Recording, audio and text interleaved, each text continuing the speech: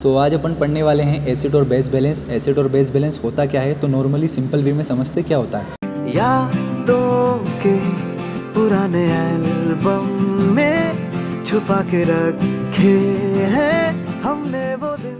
तो सबसे पहले एसिड और बेस यानी कि एक ऐसा बैलेंस बॉडी के अंदर जो एसिड को और बेस को कंट्रोल करके रखता है। अब एसिड क्या होता है और बेस क्या होता है, तो एसिड वो होता है जिसके अंदर हाइड्रोजन की मात्रा बढ़ जाती है और बेस वो होता है जिसके अंदर हाइड्रोजन की मात्रा कम हो जाती है। जैसा आपने इलेक्ट्रोलाइट इम्बैलेंस सुना होगा, यानी कि इलेक्ट्रोलाइट के बिल्कुल बैलेंस में रहता है तो बॉडी फंक्शन अच्छे से करती है, तो वैसा के वैसा एसिड बेस बैलेंस के अंदर भी है। अगर एसिड और बेस का बैलेंस ठीक है तो क्या होता है, बॉडी प्रॉपर एक अच्छे फंक्शन कर पाती है, प्रॉपर वे में फंक्शन कर पाती है। जैसे ये डिस्टर्ब हुआ तो बॉडी बिल्कुल गड़बड़ा जाएगी।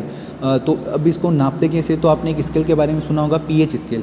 पीएच स्केल को अपन फुल फॉर्म देखें तो पोटेंशियल ऑफ हाइड्रोजन बोलते हैं, यानी कि कंसंट्रेशन ऑफ हाइड्रोजन, यानी कि हाइड्रोजन का वॉल्यूम कितना है। तो अगर हाइड्रोजन का वॉल्यूम ज़्यादा होगा तो जो स्केल है वो अपन को एसिड की तरफ बताने लग जाएगी, और अगर हाइड्रोजन का जो कंसंट्रेशन है यानी कि जो मात्रा है अगर वो कम है तो वो बेस की तरफ बताने लग जाएगी। बॉडी के अंदर 3 ऐसे ऑर्गन होते हैं जो एसिड और बेस को कंट्रोल करके रखते हैं या मेंटेन करते हैं। तो इसमें सबसे पहले आता है अपना पीएच बफर सिस्टम, या इसको अपन बफर सिस्टम भी बोलते हैं। ये कहाँ होता है, तो ये सेल्स के अंदर होता है और सेल्स के बाहर होता है।